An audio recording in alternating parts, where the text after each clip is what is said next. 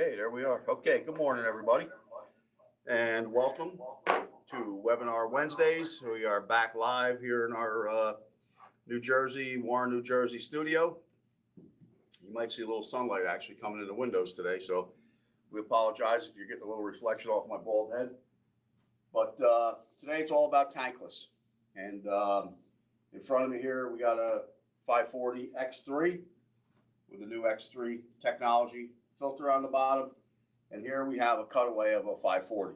So no PowerPoint today. Today is going to be, I want it to be as interactive as possible. We have done this class several times. We're going to put a little different spin on it this time. We're going to take and go through the components. We're going to go right on through, what an application would look like and right through to what a service would look like. So over on the right side there, you got your drop-down menu. There are some handouts. You have the owner's guide, good piece of literature. In the owner's guide, it has views of all the parts and pieces and part numbers for all the different units. It also has your error codes and such are in here, so you'll know what you're looking at if you get a error code on the unit. So that's there. We also put in, and this is the older version, but we put in a 2022 version of the tankless A.O. Smith tankless guide. Okay, so first things first, we always started out with, we have a tank style water heater over here. A.O. Smith little 20-gallon electric tankless heater here. We got a hybrid tank style water heater here. Okay, hybrid with the heat pump water heater. So on top, what is the difference between a tank style and a tankless? So number one, the difference is a tankless unit on its own does not maintain temperature. It's only going to operate when it sees a demand, and it needs X amount of demand in order to start, run, and deliver hot water. So these units in front of me here, or behind me here, they're going to need a half a gallon of flow. When they register a half a gallon of flow, they will start up and start to deliver hot water to the home. A little different from a tank style, whether it's the little guy or the big guy over here, they're going to maintain temperature all day long. That's their function. Whatever we have the target temperature set on the tank style units, they will maintain that target temperature to the best of their ability 24/7, 365 days a year. And when you use water, they're going to come on and run. And when you're away from your home, if you're on vacation, they're still going to run and operate because they want to maintain temperature within the tank. Tankless, it's only going to run when there is a demand. So there's our fundamental differences between the two. And there's also some performance differences between the two as far as hot water production. And depending on the size of whether it's a tank style or a tankless, whether it's electric or gas, there's going to be a difference. So what do I mean by that? Well, if I just take a standard electric tank style water heater with a 4,500 watt electric element in there, that 4,500 electric element has the ability to make about, call it 18 to 20 gallons of hot water per hour. Okay, so you start with a storage of water. 80% of that tank volume is usable, and then your electric element will come on and it will start to produce more hot water as you use it. And after you shut the water off, it's going to continue to operate until it makes temperature. Where with the tankless world here, these are going to produce the amount of hot water that you're looking for to a level, to a point. So we'll take water out of the ground, we'll elevate it. Usually all the flow charts are geared around 70-degree rises. So whatever the water temperature is in the ground, we'll elevate it, let's call it 70 degrees, and then we will deliver that target temperature to the home. Tank style water heaters, I can run them out of hot water if I overdraw the volume and the recovery rate of that unit. So I can run cold water out of this hybrid, I can run cold water out of that 20-gallon electric, even if it's a gas fired. If I overdraw it, I can run cold water through it and out of it. Different with a tankless, we will always deliver the target temperature that you're looking for. It may just be at a reduced volume if you're drawing more than the heater can produce at that given moment. So these are 540s. That's 199,000 BTU input. So basically what we have the ability here to do is I can deliver at a 70-degree rise, so let's call it the dead of winter, about 5.4 to 5.6 gallons per minute of hot water forever out of this unit. If I were to open up, let's say, a 10-gallon tub, which is more water than this can produce, it will reduce the flow through the heater and still deliver the target temperature to the tub. So that's different, right? That's different. The tank style units have no ability to do that. You're going to drain the volume of the tank, and then you're going to get whatever it can recover as hot water. Here, we can run that 10-gallon spigot for as long as we want to. We will deliver your target temperature, just maybe not at the flow rate that you're looking for. So that's a myth that I just wanted to clear up with tankless. AO will always deliver the target temperature that you have set on the controller, and we're going to go through that. All right. Couple of other unique features here. So AO was a little late to the market, so they made a couple of changes. When the AO Smith water heater sees a demand, it will fire at its highest input rate. It could be a 240 at 160,000 BTU, a 340 at 180,000 BTU, or here we got the 540s at 199,000 BTU. So depending on the unit, it will go to its maximum input rate. As soon as it generates that hot water, it will back down the BTU to match the flow rate going through the heat exchanger to deliver your target water temperature to your faucets. So that's a little different. Another feature that we have in there, the buzzword in the tankless world is cold water sandwiches, right? So what we've done to try to eliminate cold water sandwiching taking place is if we have just made hot water and someone shut the faucet off, but then in another room or another space, someone opens up another faucet. We have a pre-purge cycle, and then we have an ignition cycle. We light off at full capacity, and then we'll adjust down to flow rate. Once we've finished that demand, somebody shut the faucet off, the gas side of it shuts down, the combustion blower side continues to run to push out all of the flue gases left in the heat exchanger. If we see a demand before that post-purge cycle is over, we will ignore the post-purge and go right back into a pre-purge ignition cycle to fire off as quick as possible to reduce that opportunity for cold water sandwiching. That's also something that I think you're going to find a little different in the tankless world. So there's some differences between tank style and tankless. A little different on how we operate high flame first, and then we modulate down, ignoring post-purge if necessary because we see another demand. That's a little bit different. And I'll say this, tankless is not going to be for every job, right? It's not, don't try to wedge it into a job because you want to be the tankless guy. We here at Wales Darby, we're all about the right appliance for the application. That's critically important to us. We want to make sure that every appliance lives a full life and gives the performance and service that a end user is looking for. So we are seeing higher rates of tankless units going in. There's no doubt about that. The biggest concern usually with tankless is gas sizing, venting, and maintenance. So let's talk about them for a couple of minutes here.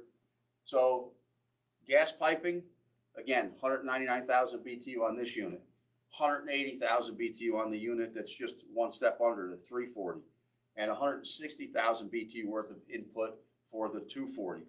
So if you're going to go do a retrofit in someone's home and you're taking out a 40-gallon gas-fired water heater, even a 50-gallon gas-fired water heater, you're probably looking at a maximum of about 50,000 BTU worth of input.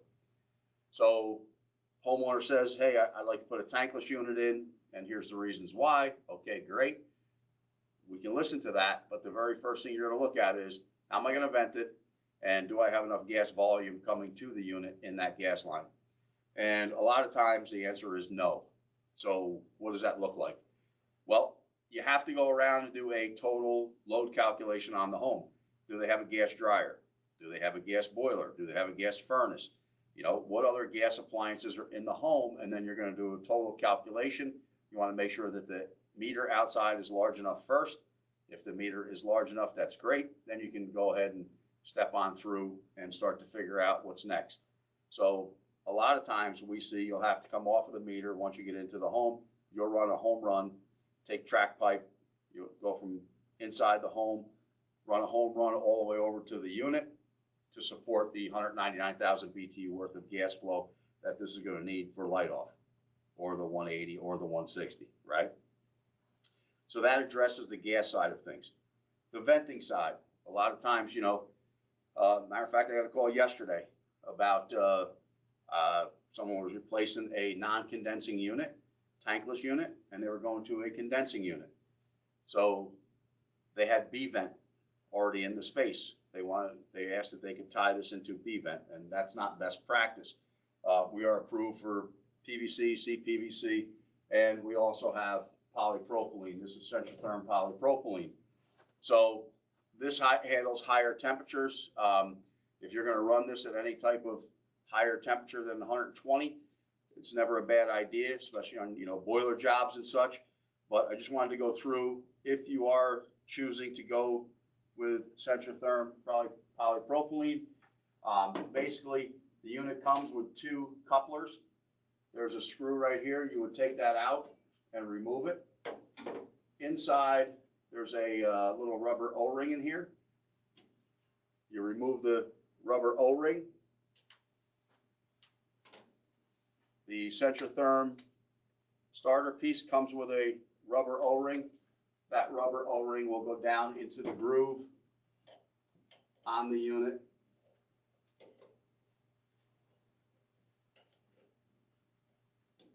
That could be Rob's height right now. I'd be in good shape. Rob's answering questions, and Chris is behind the scenes on the computer back there. So I got the gasket in place now, right there, and then your Centrotherm starter piece would go down in, and then you can go ahead and build out your exhaust. So just, you know, giving you different options here.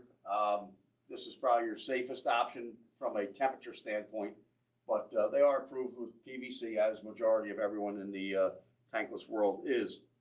So that talks about the venting a little bit. We need to make sure that we can get to the outside of the home, you know, have proper separation so we don't get cross-contamination on the vent and intake air. This is the intake air side. It's important to get that to the outside. This uses, just to give you a visual, two 53-foot long tractor trailer boxes worth of air to support the combustion for a 199,000 BTU unit. So just think of someone's basement, you know. Most of them are not large enough to handle the combustion air needs of a 199,000 BTU unit, not counting the boiler, the furnace, the dryer, whatever else may be in the home in that same space fighting for the same air. So that covers the venting, that covers the gas line, and you know, basically we could go upwards of, if you increase the vent size, you could go 100 feet. If you leave it at 3-inch, you could go, you know, 70 feet, 40 feet, depending on how many elbows you're using within the system. That's all going to be in the manual. So while we're on venting, I just want to touch on something here. These units come set up to be vented up and out, basically 0 to 20 feet of venting. So on the control right here, there's a set of dip switches, and usually it's number 3 and number 4. It's the upper dip switch set, and depending on your vent run distances, you have the ability to go in there and change those dip switch settings based upon your overall exhaust length. So depending on, we prefer long way elbows. Okay, it's always nice to get a little rise off the top of the unit. If you can get 12 inches off the top of the unit before you go to an elbow, that's always a good thing. That helps with combustion and exhaust. And then you'll go right down here and just set this. If it's 0 to 20 feet, so a few feet of pipe plus an elbow, you don't need to touch it. If you're beyond that, you're just going to change dip switch 3 or 4, and you're going to look in the book and set it up to marry up to your exact exhaust lengths. And that'll just take the combustion blower, make the combustion blower turn a little harder to overcome the resistance of the flue pipe. So that's just a little tip on venting. Okay, so let's get into how this thing works. You getting any questions yet, Rob? Everything's good? You answer them? Just a question as far as recirc on tankless units. Yep, we'll touch on that in a bit. Okay. Yep, good, thank you. So, two things that we really recommend on tankless units. You can see it over here on this unit. This is a valve kit. So you have the ability to valve the unit off on the hot and the cold side, and then we have a relief valve here. We also have a small expansion tank. Normally these don't store water. There are some areas where they're looking for little expansion tanks. If you have recirculation, just to touch on Rob's point, you should have some type of expansion tank, because theoretically we do have a hot circuit, which is the hot water pipe that runs around the home. So you should have an expansion tank. And we are starting to see, applications of these tankless units starting to look a little bit like this, where we have multiple tankless units tied into a tank. Let's say we have 4 ATI or CT 199s, and we have a TJV storage tank there. Could be 80, 120, and then TACO relays, a couple of aquastats, and we can stage these units on as needed. This is becoming very popular. Again, we need an expansion tank because we have a storage tank there and such, but we are seeing more and more requests for this type of installation because it's cost effective. And if you have to replace something, again, it's cost effective. You don't have to take the whole system out and start over. You can replace one at a time. You can replace, it's an easy 009 stainless circulator. It's a typical 4006 like aquastat. So none of the parts and pieces are too crazy. It's a TACO relay panel. It's a real neat little install, and we're starting to see more and more of those.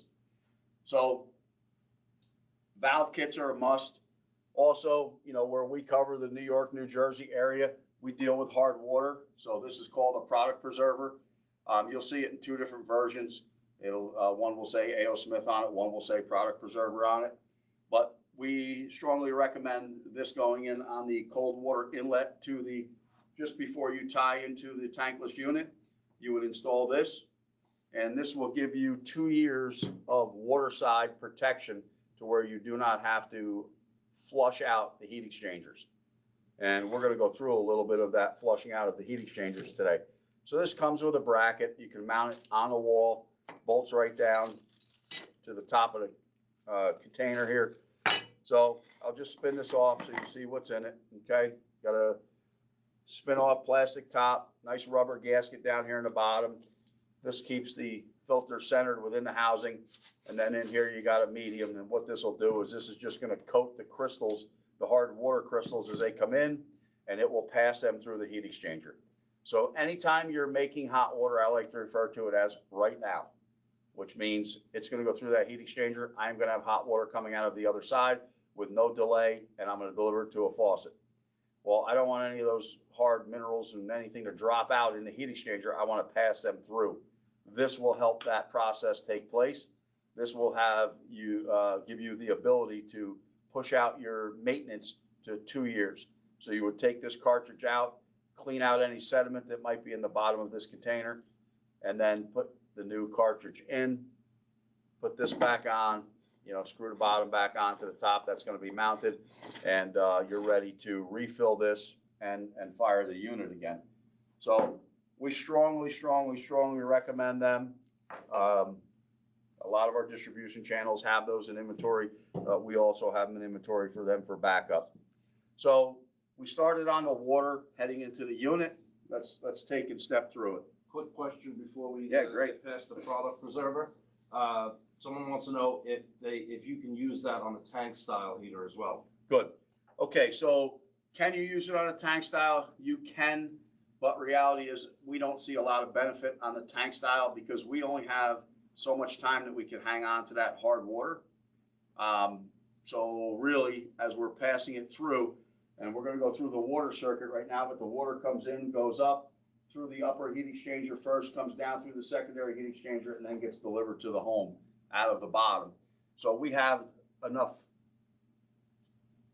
we have the ability to hang on to that crystal and pass it all the way through that heat exchanger and out through your faucet. If I run water into a tank style, now I have this whole tank of water sitting there, and I don't know how long that tank is going to be sitting there. So it's probably not beneficial to have a product preserver on a tank style because I don't know how long you're going to be able to hold on to that, the hard minerals. They'll probably drop out and deposit into the bottom of the tank anyway. So don't want to sell you something you don't need, but on any type of tankless, any type of combi boiler, it is strongly recommended. We're the NTI boiler rep, and we have plate exchangers. We're the TACO guys. We have plate exchangers. Anywhere we're exchanging and making hot water right now, we try to get that product preserver on the project. So is that good, Rob? Yeah, and then I got one more question that just came in while you were talking about that, and I'm going to kind of add to this question. So he asked if a water softener is good or bad for the system, and I also want to bring the point of a lot of multifamily homes that we're seeing. We're going through a high rate of fixture failures. Mm-hmm. So I wanted to kind of bring that up as well to great. tie those all together. All right, so water conditioning, water softening, whatever your terminology is. So A.O. Smith has a water softening line, okay? They bought Hague. So they are in the water conditioning world. We do have A.O. Smith water softeners, salt style and non-salt. So on a salt style, we'll talk about water softening because that's what the question was geared towards. Yeah. So on water softening, will it affect a water heater? It has the ability to affect a water heater if you soften the water too much. If you over soften the water, that soft water will immediately go after the anode rod in a tank style water heater, and it will eat up that anode rod, and then that aggressive water is then going to turn its sights onto the tank. So our area, we absolutely have anywhere from slightly hard to hot, moderately hard to hard water. Was on a job yesterday, South Jersey, and we were 10 grains hard. So that's hard water. So we are going to put a water softener in there. We're going to bring it down to 1 grain or 1 part per million hard. So we're not going to get too soft. We're not going to have anything negatively affect the appliances that are already installed in the house. Also, Rob, with that water softening, using that salt style, they'll use less soap in their dishwasher, less soap in their laundry, their hair. I use that all the time. Their hair will feel better. So they'll just reduce a lot of the chemicals within the home. So better for the environment also. But yeah, you can water soften. Don't over water soften. If you got somebody who's used to 10 parts per million or 10 grains per gallon, depending on what scale they're using, to bring it down to 1.5, it's still going to feel better for them. Going to waste less soap, and it won't attack the appliance. So yes, they can live together, but it has to be set up. It's like anything else. You got to set it up. Okay, so water side. Our cold main comes in. We go through that product preserver. We then go into the bottom of our valve kit. It's a 3/4 normal tapping, and then we go up into the heater. When we go up into the heater, we have this is the inlet valve. So right here is where we tie our 3/4 fitting onto that. That's where the valve kit is tied in. On that inlet, there is a black wire, which is the thermistor. This is telling the unit the inlet water temperature. We also have on there a little heater block. In the middle, there's a Phillips head screw. The yellow wire, the temperature sensing, this is the heater. That is in a dry well. The thermistor is in a wet well. There's a rubber O-ring on the backside. If you have to replace this, you have to have your mains off. To troubleshoot this fitting, nothing more than an ohm reading. Okay, pretty much ohms everything here. On the way in, there is a screen. You'll find this on, I think, every tankless. I don't know any of them out there that do not have this.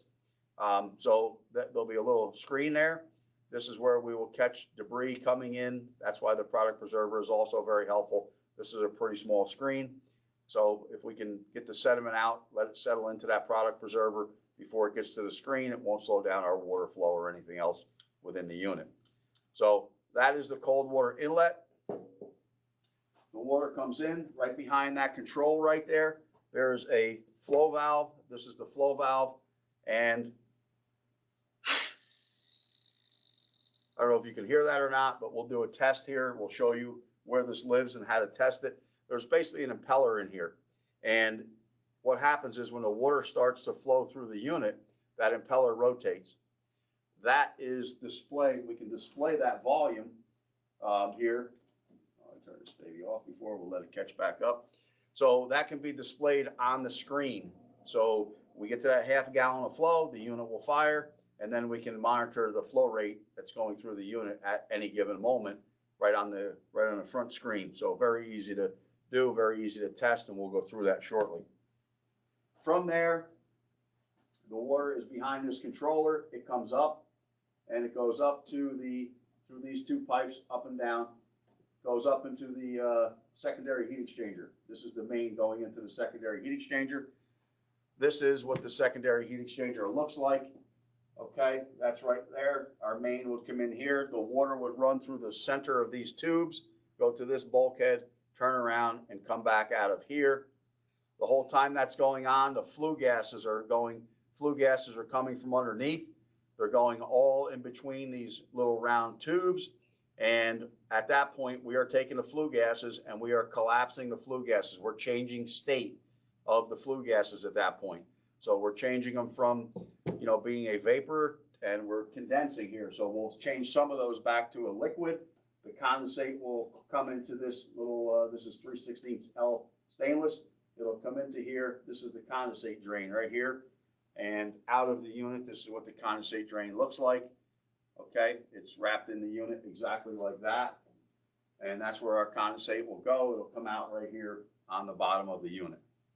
So there's our condensate trap.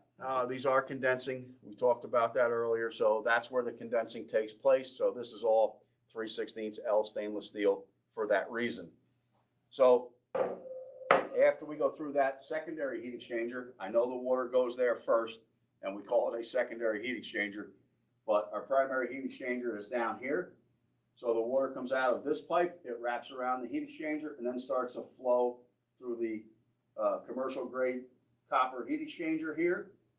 And the whole time we're doing that, we are taking some temperature readings with thermistors, and it gets heated up to its target temperature. It leaves that heat exchanger on a 540. There's a bypass valve, which is located right back here.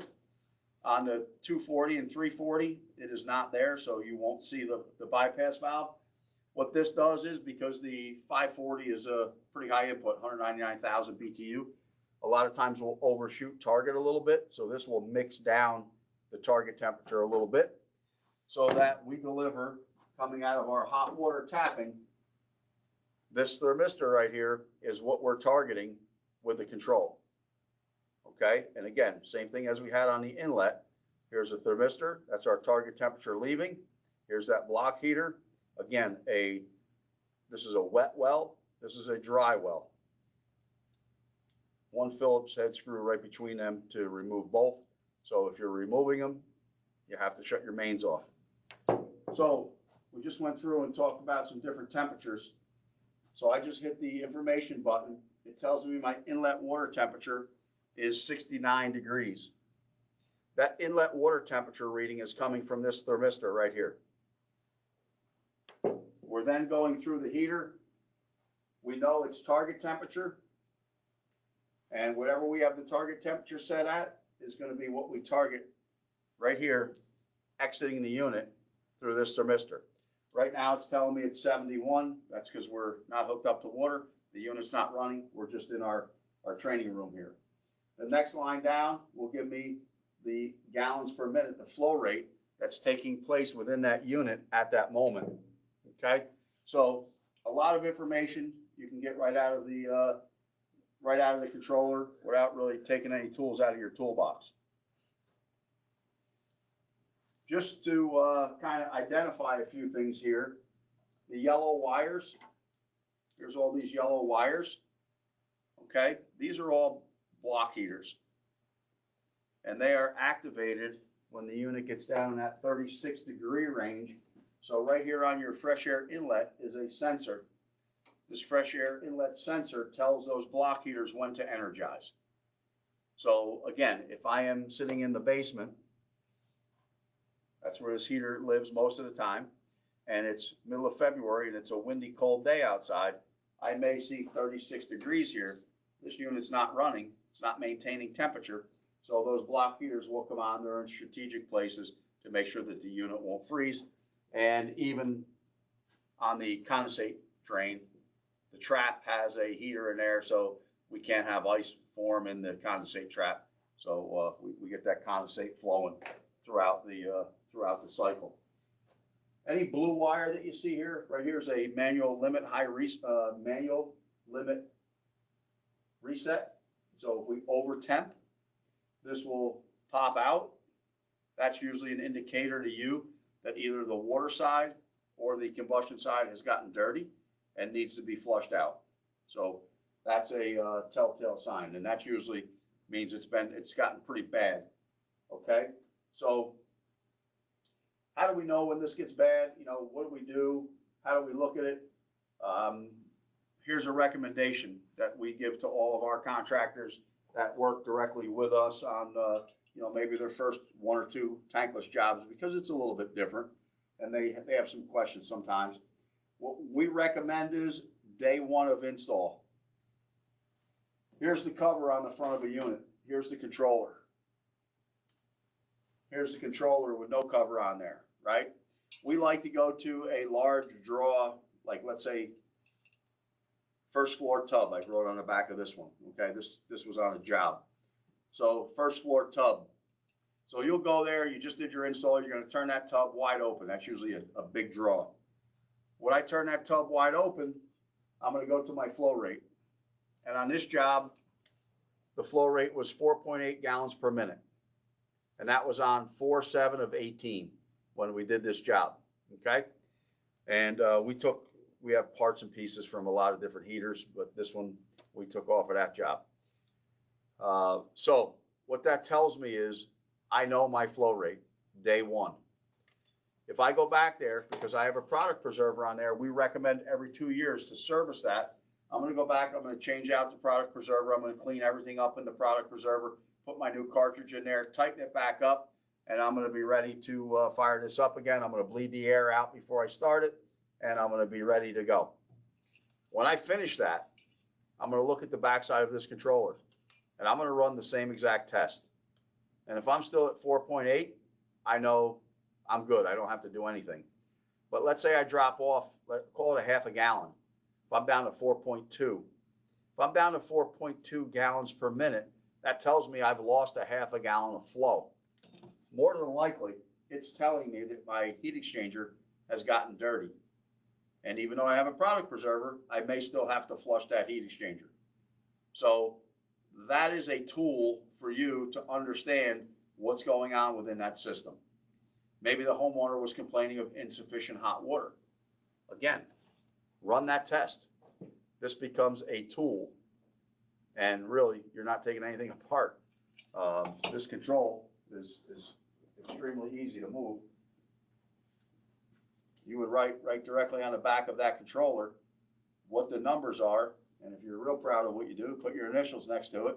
That way the next guy from your company knows exactly what it was the day you were there. So that becomes very helpful when troubleshooting and trying to figure out what's going on within the system, and if a system truly has to be flushed or not. So this is our standard 540, the 240, 340, they're all the same. You're going to flush them once a year. If you use a product preserver, we can extend that out to once every 2 years. If you have really bad water, you may have to flush it every 6 months. And this isn't just A.O. Smith, this is the tankless world in general. Now over to new technology. Same unit basically, but with X3 technology. What is the X3 technology? I'm not sure if Chris is going to be able to zoom down far enough, but right under here, there's a canister. Oh, she is great. This is a canister. This is the X3 technology. And what that does for us is that gets us, don't fall off your chair here. We're going to go 15 years water side, no maintenance. Rob, anybody fall off the chair or anything happen? Do you see it? If they did, I wouldn't have seen it because they wouldn't have been able to type. But. All right. So anyway, if you're doing tankless water heaters, this means a whole lot to you because you know what it takes to go out and maintain one of these, and we're going to go through it today. We're going to show you what it looks like to maintain one. But A.O. Smith has been working on this for about 3 years. They own a company in Texas called Aquasana. They've been working with Aquasana to develop the filter that we have on the bottom of the X3 units. This unit is available. It's in stock in New York and New Jersey and ready to go. Again, 15 years, no waterside maintenance. If you read the warranty, it spells it out perfectly. Now, that comes with a couple of caveats, and here they are. I cannot have recirculation on there, and I cannot have any type of heating circuits off of this unit, because this X3 filter is geared around X amount of gallons flowing through that over the 15-year cycle, and it has the ability to protect the unit for that 15 years with that filter. But if I put a recirc on there and that thing runs, 2, 3, 4, 5 hours a day, or God forbid 24 hours a day, we're gonna use up the ability of that filter to capture the debris that's going through the system. So if you have recirc, yes, it's doable. Okay, normally with a tankless unit, your circulator is going to be much larger because we have a lot of restriction here. We have 2 heat exchangers, which creates more head loss. You need more pressure from your circulator to push through that heat exchanger. We see these a lot of times used as a heater and a hot water heater. If you are using these and you have an air handler, and the air handler says that it is tankless ready, which means it comes with the brass circulator installed, and they've done the extra flushing of the heat exchanger to qualify it for potable water installations, that's great. But they are designed to work with non-condensing units, which only have 1 heat exchanger. When we get into condensing units with 2 heat exchangers, again, that head pressure becomes much greater. So that circulator that they ship with that air handler, majority of the time, is not adequately sized to overcome the head loss of both of these heat exchangers. So the goal here is to maintain a minimum of 2 gallons of flow. And I say that is a minimum. We would prefer closer to 4, but we will go anywhere from 2 to 4 gallons per minute. And the reasoning behind that is we can only turn down to 15,000 BTU at the bottom of our modulation characteristics. Okay, we go from 15,000 all the way up to 199,000 and everywhere in between on this 540. Okay, but we need to make sure we have proper flow across these heat exchangers so we don't damage the heat exchanger. So in most of those applications that Rob, myself, Jim, and the guys on our Long Island team have been out on, it might be like a 006 Takeo 006 circulator in the air handler, which will work just fine with a non-condensing unit. But when we get to the condensing units, we're probably going to have to elevate the size of that circulator, and I'm probably going to land in that 008, 009 area. And most of the time, it's a 009 stainless steel that we need in order to get the correct flow rate across the heat exchangers. If you don't meet those flow rates, you will damage the heat exchanger and it will fail. So, I mean, we want to be straight with you guys, and, Rob, myself, Jim, we'll be standing next to you if you're having that problem. So we're putting it out there. We want you to understand, if you have these installed and you're using them for heat and hot water, it would not be a bad idea to go double check it to make sure you're hitting those numbers. Okay, something over 2. And if you're at 2 and it's a brand new install, as this thing gets dirty, it's going to drop under 2. So you will still have those failures. So just that's important. All right. Again, on the X3, this would be a hot water only usage with no recirculation within the home, 15 years, no waterside maintenance. So this one here, you're not going to have to buy the product preserver. You're not going to necessarily have to have the valve kit. This is a quarter turn release. Never a bad idea to have valves, but it is a quarter turn release with no valves required. If you're putting a unit in like this, we absolutely recommend the valve kits because of the maintenance portion of it, to where you can go ahead and flush that heat exchanger.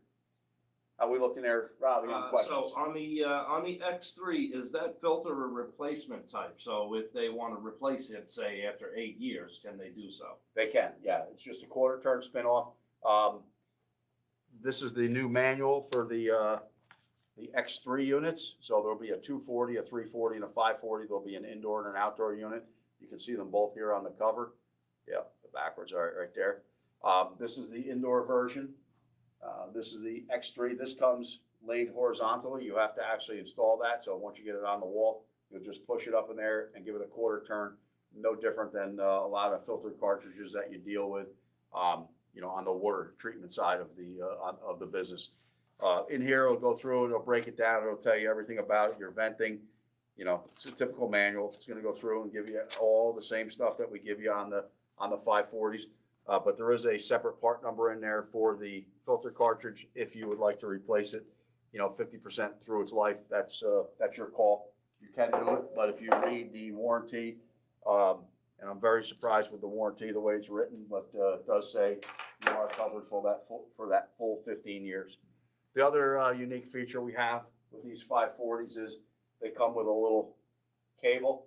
We can daisy chain these together, make a parent-child scenario where we can communicate up to 4 with no additional controls. We can go to 20 with 1 additional control. So pretty neat feature there.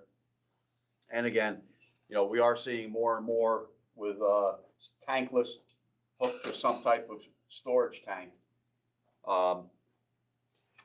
Just some more of the parts. You don't get to see this very often, but that's your burner setup. Okay, that goes in the unit like this, and then your gas nozzles and air nozzles will go here. This is a positive pressure gas train, so the burner actually lives right here in the unit. Directly underneath it is where your gas train is. There's 3 gas tracks, and on the back side of that, there's 5 solenoids. There's 1 for each gas track. There's a proportional valve, which lets us modulate in between stages, and then there's a main gas valve in there also. If you need to do a pressure check on the unit itself, there are 2 locations to do a gas pressure check. So get your manometer out. If you want to get incoming gas pressure, the gas line is right here. Okay, this is the gas line. There's a Phillips head brass looking screw that's right here. There's also a Phillips head brass looking screw that is right here. They are the same they look exactly the same. So outside of the unit will give you your incoming gas pressure. Right here will give you your manifold gas pressure. So if you're ever in a situation where you're having trouble and you reach out to A.O. Smith or to Wales Darby, and they ask you gas pressures, your incoming will be here, your manifold will be done here. So that is kind of an overview of the unit. I've talked about maintenance and service and all these different things several times. Remember, use this control as a tool. There's nothing you can do here that's going to get you in trouble. There is an on-off switch here. There's also an on-off switch behind the cover. If you're truly working on this thing, you're going to want to use this little toggle switch inside of the unit. Looking at the unit itself, this is your main controller. That controller is covered with like a wax covering. Down here would be your reset buttons, your dip switches. Up here we have surge protection up to 660 volts. They do only come with a 115 volt power cord, but we do have the protection for a 220 volt and 660 volt. These are shipped all over the world, so that's part of the reasons why. Normally, this will be in standby mode, okay? If I want to know what my target temperature is, this one won't let me do it because it's a cutaway, okay? It won't let me do it, but normally you'll go here, hot, up or down. It's going to be 5-degree increments from 100 to 120 degrees. To get above 120 degrees, you have to push a couple of buttons in sequence to get above that 120-degree threshold. They will come out of the box at 120. When the unit fires up, it'll say in use, and that is where the unit should be up and running, and you can look at your incoming and outgoing temperatures to make sure that it is. You'll also hear the combustion blower going internally. So you get to a job and there's no error code and the homeowner is complaining of no hot water. All right, so what is the first thing to do? Shut your mains, knock your pressure off, however you want to do it here through the valve or whatever, and then go right to that little screen. And you're going to take that screen out and you're going to look at it, and if it's dirty, you're just going to pop it off. You're going to take it, you're going to clean it out, take it to a sink, flush it, put it back on, and then put it back into the unit. And then we can open our mains again after we get that in there, hand tight, don't go crazy. There is a rubber gasket on there, it works pretty well. And then we're gonna open our mains back up, okay? Open these mains back up, and we're gonna fire the unit and see what happens. If you still have no hot water and you're not registering flow as you're drawing water through there, the next step you're gonna do is you're gonna shut the unit off. You're gonna take your control out of the way. You're gonna go reach in here, one clip, two clips, and in here is the flow switch. And you're gonna just take the flow switch out and have it right here in your hand. Then what I normally would do is I would put my controller back in place. All right, I have no wires in the way. I'm gonna turn the unit back on. And I'll give it a minute to come back to life. So you'll see the zeros. Then you'll hear a little ratcheting action. And then you'll hear a couple of clunks. That's the solenoids. Okay, so we're operating the valves internally. And then a couple of clunks as we open those and close those solenoid valves. Okay, now we're ready. We're in standby mode. What I would do next is I would go push it once, my inlet temperature, push it again, my outlet temperature. And then I would go down here to flow. I would get to the side of it. This shows me where the impeller is. And I would blow into it. And here I just 13.7 gallons per minute. That tells me my flow switch is working. That tells me that that is not my problem, that I should be making hot water. And I would go on to the next thing. But most of the time, if you're not firing up and you're not getting an error code, it's going to have something to do with flow. Because if this unit does not see flow, it does not even try to fire. If it doesn't try to fire, it can't give you an error code. So if I blew into that and the reading was still 0, that would tell me that this is where my problem lies, right here in my flow switch, and then I would have to address that. So just a little bit of what to look for when you don't have an error code. So I just shut the power off. I'm just going to put this back in here just for temporary. I'll put it back together later. But again, it's 2 clips. 1 clip is equal size. 1 clip is large and small. So you have a 1/2-inch pipe in there. One side goes over the 1/2-inch pipe. One side goes over the flow switch. And then on the other side, this goes over a piece of pipe, a flange piece of pipe, and the flow switch. The flow switch has rubber gaskets on it. So you'll be fine to put it right back in. Just make sure none of the rubber gaskets are damaged. So that checks the flow, and you've got a flow check, and let's say we are off by a 1/2 gallon of flow. And that was kind of our marker, the 1/2 gallon of flow. At a 1/2 gallon of flow, we have to do something. So I'm just going to unplug this unit. And I'm going to slide it over here a little bit just so we can see a little bit better here what's going to go on with this little demo. And I think I must have hit the brake on that. Okay. That looks pretty good right there, I guess. Okay. So that's going to go right there. Before you get into that, we had Go. just one more question here. Go. Does the unit have a filter on the incoming fresh air to catch any particles that may be coming in from the outside? It does not. So, great question. We get that all the time. Number one, I don't know if the homeowner would ever change it if it was there. They don't change air filters in their hot air systems most of the time. So we would worry about that, not getting enough fresh air. So because this is a positive pressure gas valve, it's not truly sealed combustion. I mean, it is, but it's not, because we don't go directly to the gas valve. We just dump into the cabinet. So most of the time, your dirt and debris will land in the base of the cabinet. It will settle. The blower motor that picks up the fresh air, I don't know if you can see it or not, but the blower motor lives straight back there. You can see that little, right here, this little area right here, that hole right there. That's where it picks up its fresh air. So it picks up the fresh air from within the cabinet, takes that, injects through the air nozzles, and the gas goes in through the gas nozzles, and then they mix and go up through the burner. So this is not a negative pressure where you're going to see just like that, like a mantle and a lantern glow in the firebox. you'll actually see flames coming up off the top of the burners. These are 16 individual burners, and we got a little sight glass right here. Just while we're right there, this is our ignition system here, and we have a flame rod, and we have what's called an AFR, air fuel ratio rod. That looks at the temperature within the chamber, and it will change the combustion readings. It always tries to keep what it calls perfect combustion, which the control sees as a number 6 as perfect combustion.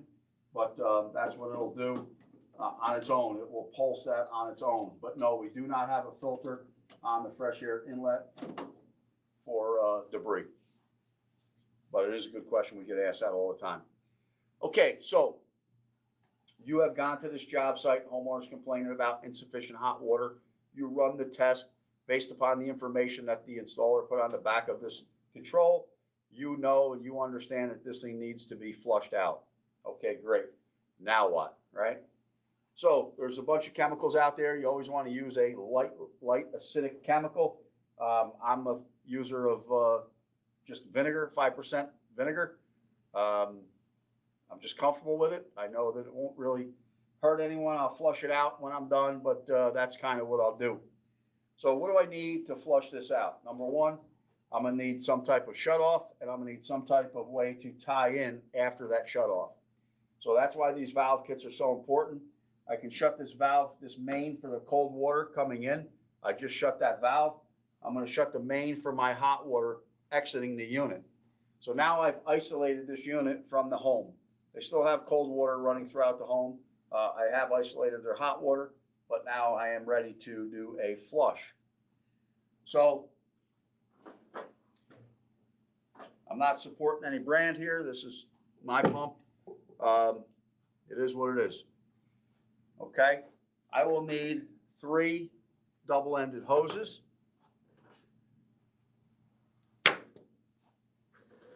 3 double-ended hoses, and I will need a bucket. So here, that valve would be closed. That valve would be closed. I'm going to go to my cold water inlet. I'm going to take the valve cover off. Take the valve cover off my hot water. Now on my pump, I have an inlet and I have a discharge. So I'm going to take one of my hoses and I'm going to go from my discharge of my pump.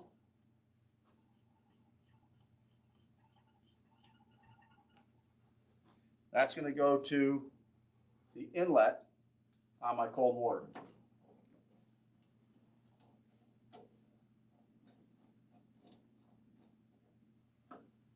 I will take another hose. This is going to be the feed from my bucket. That's going to go to the inlet on my pump.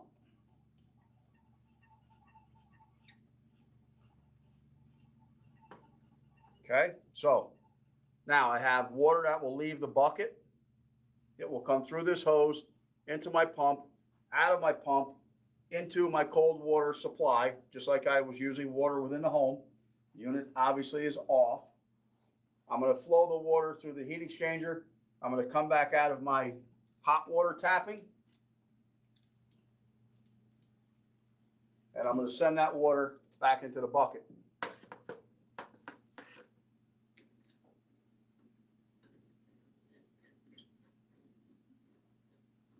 So this is what it looks like so far.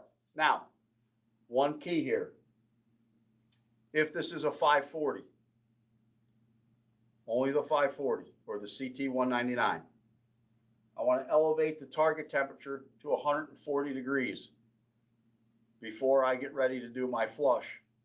When I get to 140 degrees, I'm going to shut the switch off.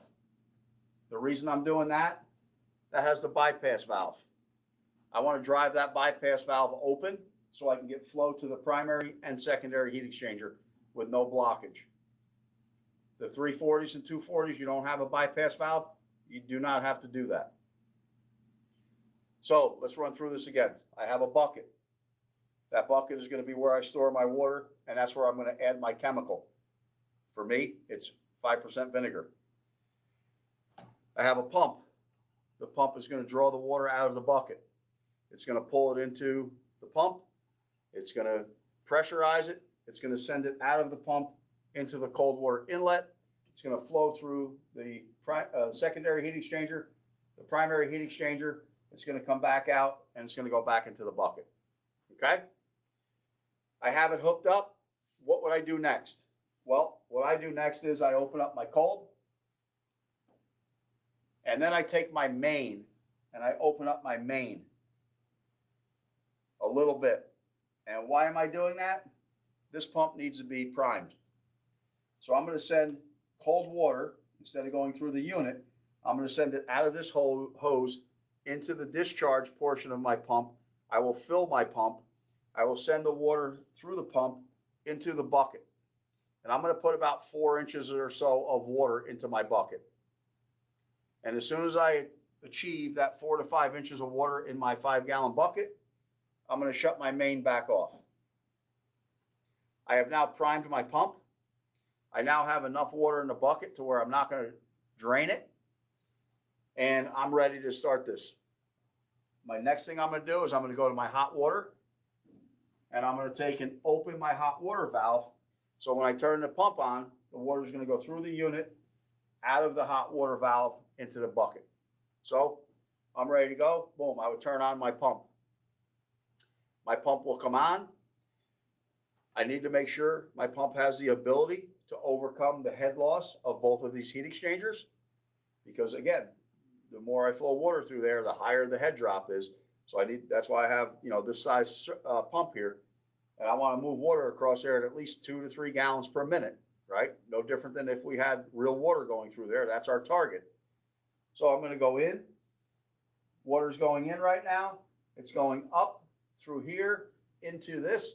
It is going through the inside portion of this heat exchanger, the water side of the heat exchanger, going to this bulkhead. It's turning around. It's coming back this pipe, wrapping around into the copper heat exchanger, zigzagging all through the copper heat exchanger. It's coming out, down, and into my bucket. And again, I had 4 inches of water in that bucket. There's a little bit of water in the heat exchanger. I now have water flow going. And I'm going to look at that water flow. But I forgot to do something. And I did this on purpose, because now I'm going to ask the question to you guys, what else should I do before I turn this pump on? What else should I do before I turn this pump on, whether it's a 240, a 340, or a 540? This is going to tell me if anyone in the field, anyone on this webinar, has ever flushed a tankless unit before. What is the one thing that I did not do that we absolutely should be doing before I turn that pump on? Let me know if you get any responses. We'll let that go for a couple of minutes. Okay? So the reason that I would start with just water only is if I have a very dirty heat exchanger, if I were to start with a whole gallon of, whatever your cleaning agent is, I probably have the ability to clog the heat exchanger, and that's a problem. So always start with fresh water and a little bit, because we want to make sure we have enough cleaner in there. And I'll use a whole gallon of 5% vinegar, and I'll add that slowly as I start to do this process. Have you gotten any answers? Yes, I did. So real quick, before we get to the questions, the answers. I do have one question. Yeah. And that is regarding the control. So gentleman brought up that the control only goes up to 120 degrees. How do we elevate it to 140? You push info and hot, hold them for about 3 to 5 seconds, and it'll start to flash at you 125, 130, 140. Have it fire up to 140.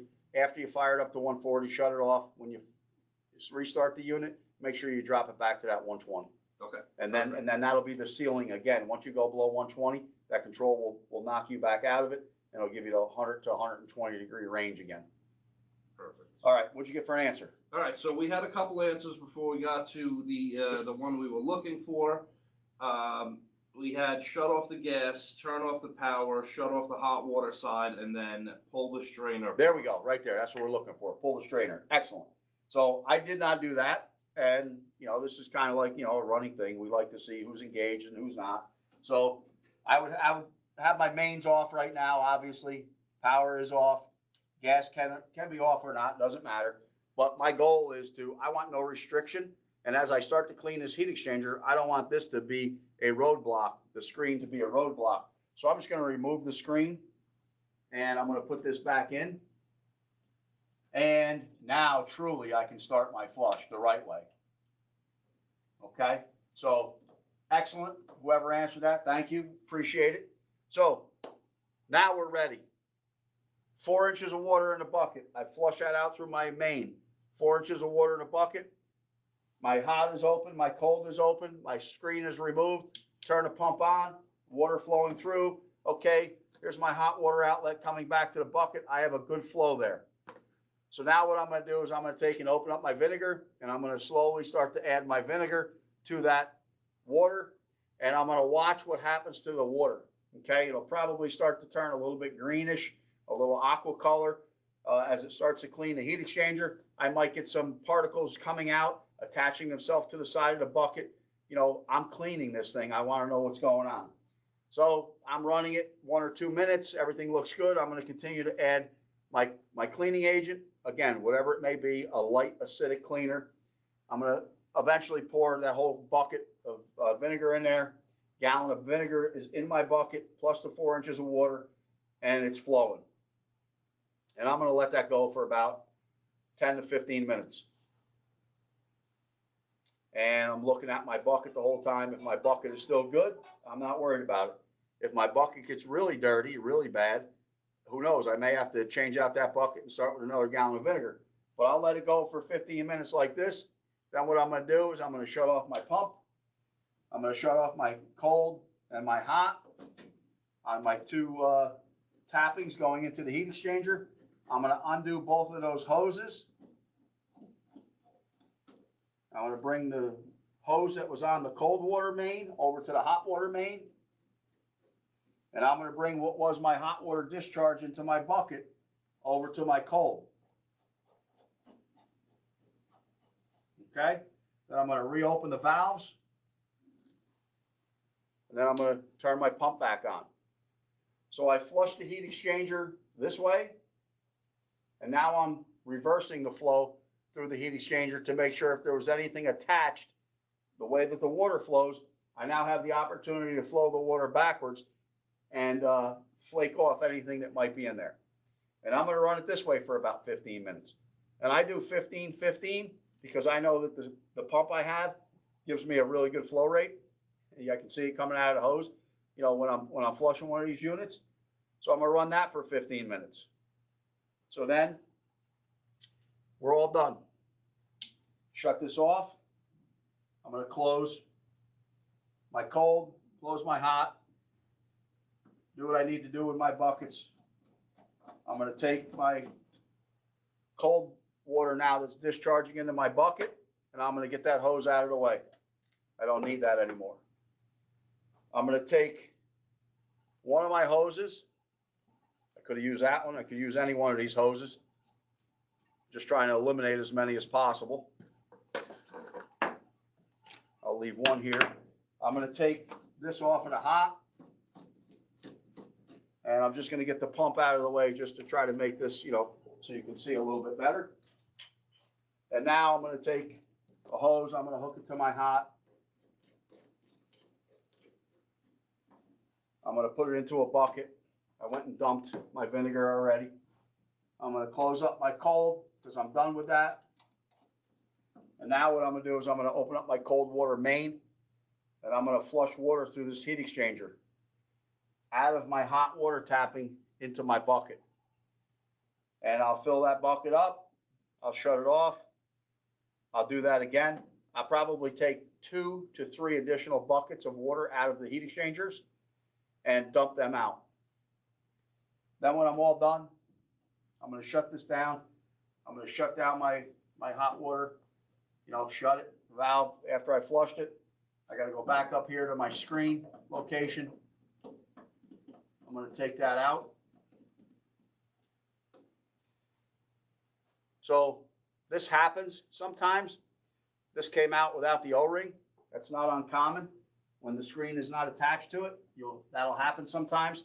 Just reach in there, fish the O-ring out, put the O-ring back in place, take your screen, pop your screen back on, reinstall.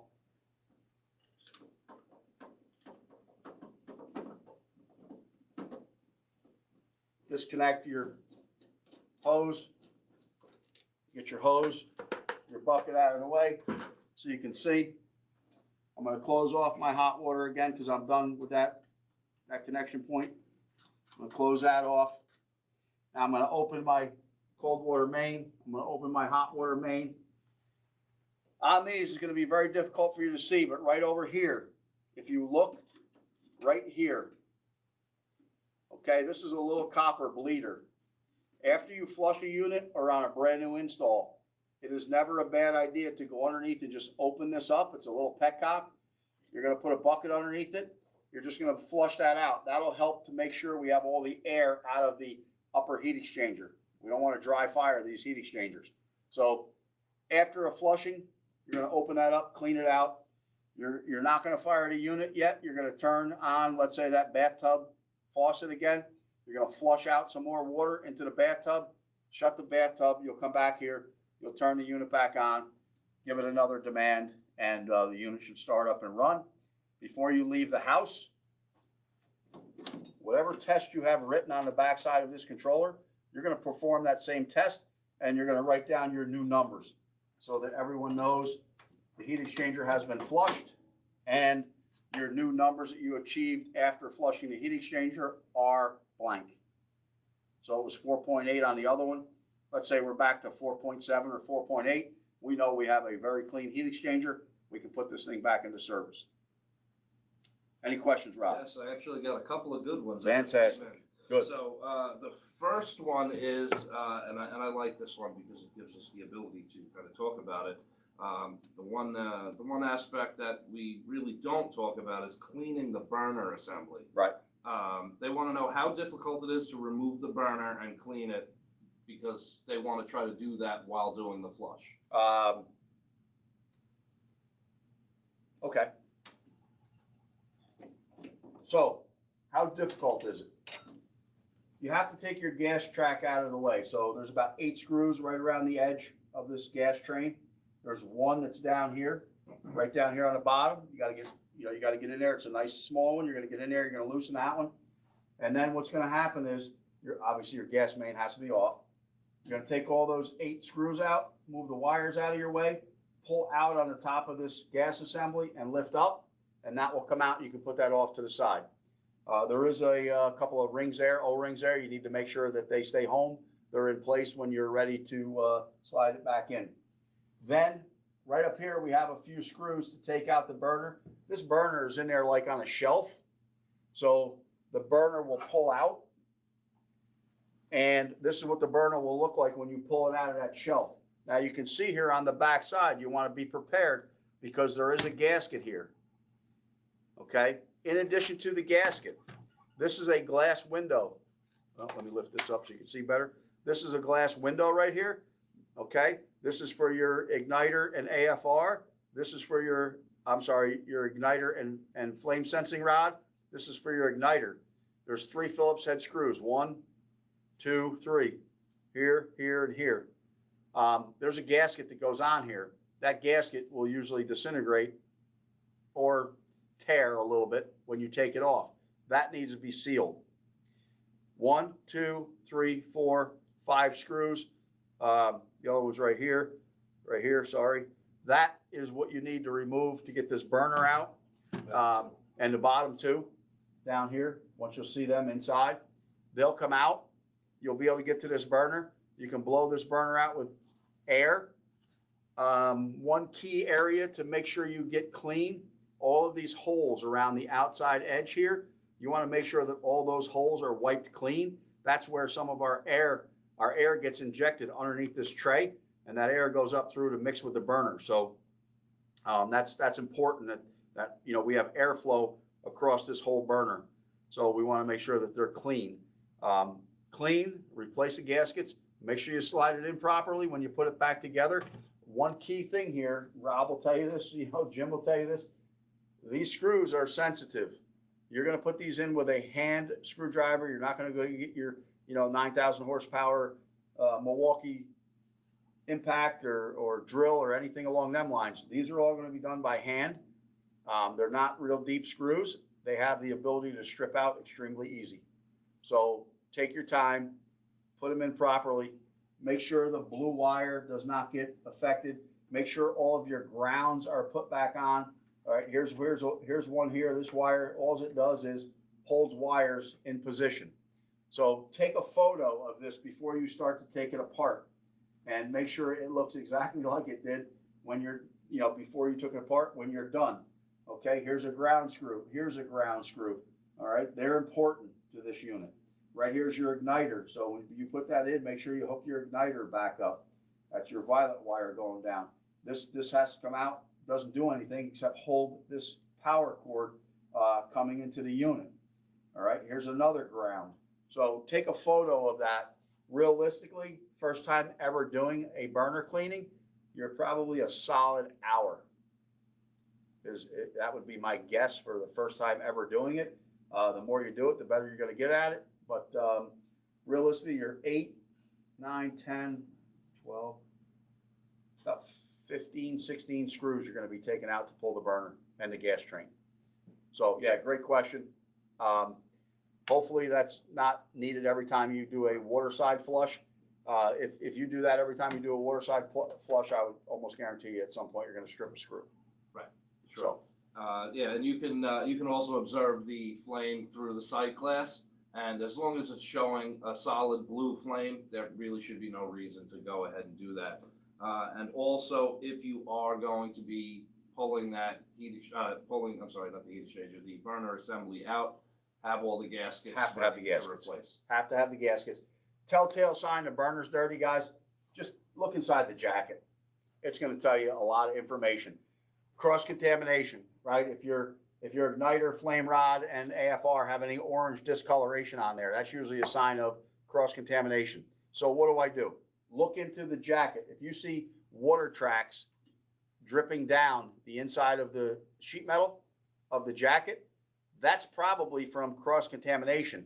We're sending out very wet flue gases, right? Because we condense. So our flue gases are going to be at a lower temperature. They're going to be carrying more moisture with them. 130 degrees, flue gases get extremely heavy. They don't like to, kick away from the exhaust port. So if you're getting cross contamination, it's going to be pulling some of that liquid back into the inlet, and you'll see the markings on the jacket.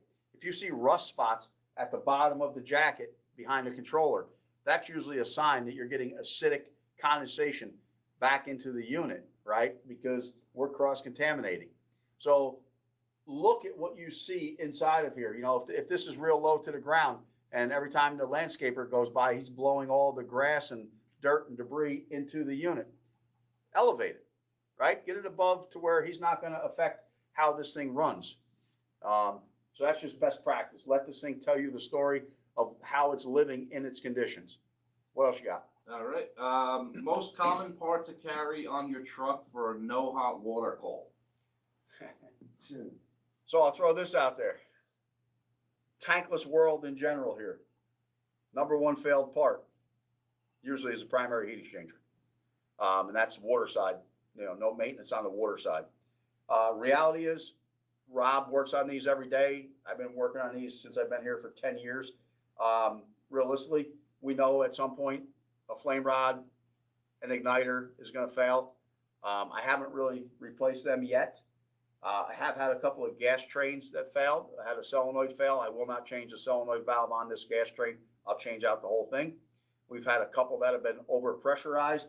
Just if you are an installer, please, please, please back up this gas connection when you're putting your valve or your drip leg or whatever you're doing here. We have had guys over tighten this and it actually cracks the metal. And we've had some gas leaks, minor gas leaks here internally. So that's critically important if you're an installer or even if you're servicing it and you got to take that gas line off. Make sure you have a backup wrench on the little nipple that sticks out of the bottom of the unit. And as you're tightening up, whatever it is, your black iron or whatever you're putting on the bottom, make sure you're backing that up. We see that as common. Flow valve, I would say, never a bad idea to have one of these, especially if, there's no treated water in the home. I'll also say this to you guys, if you're going to be, putting in tankless units, again, the right appliance for the application. If you're going to go put one of these in a home with a well and they only have a 20 to 40 pressure switch on the well, you may want to go with a non-condensing unit. The pressure drop across here is going to be substantial when they're at full flow. So you may not have enough pressure from the system to take a nice shower. You might have it just dripping out of the faucet, out of the shower head. You may want to go with a non-condensing, so you only have one heat exchanger to push through.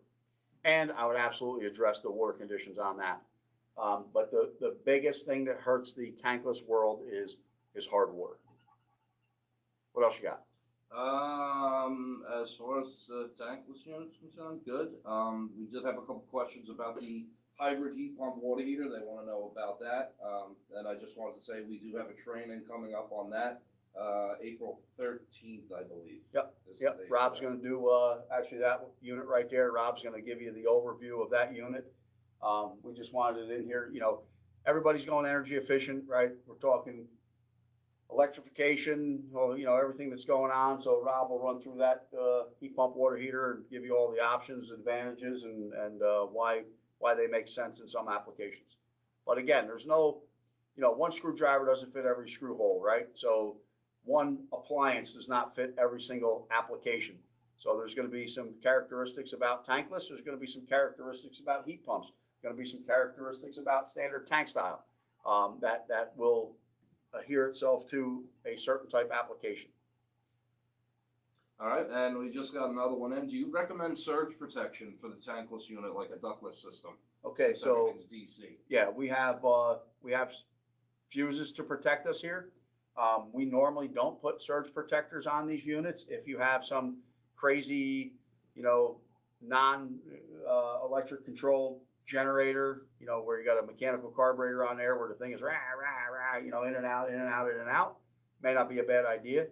But I've never put one on. We do a ton of these units a year, and I haven't seen anything from a surge protection standpoint yet. And we do have the fuses to protect. But he's right. Most everything on here, our blower motors DC driven, so we can pulse that. A lot of items on here are DC driven for sure. A lot of items on here too for troubleshooting, guys. A lot of times you're just doing straight up ohm values on majority of the parts in here. So from a troubleshooting standpoint, I know it looks like 10 pounds of stuff in a 5-pound box, but we have a bunch of these units. We actually do hands-on training all over New York and New Jersey with these things. So if you need anything like that, just reach out. We'd be happy to help you with it. Absolutely. Other than that, I think we've used up a bunch of everybody's time, and we appreciate everybody for jumping back on with us for our Wednesday webinars. Next week, Wednesday, 7:30, we'll be doing today's hydronics, and we have a whole schedule there. Go to wellsdarby.com. You can find the training schedule, find a bunch of videos that we have done. We have a lot of classes up and coming, and a ton of trainings going on right now, right? It's mini split time. So we're doing a ton of trainings right now with that also. Other than that, if there's no other questions, Rob, thank you. Thank Chris for running that computer. We did it without a PowerPoint today, so I kind of put a little pressure on her this morning to, really work that camera in and out. And I hope you guys got everything you came for. If not, let us know. We'd love to work with you. Thank you, everyone. Appreciate it.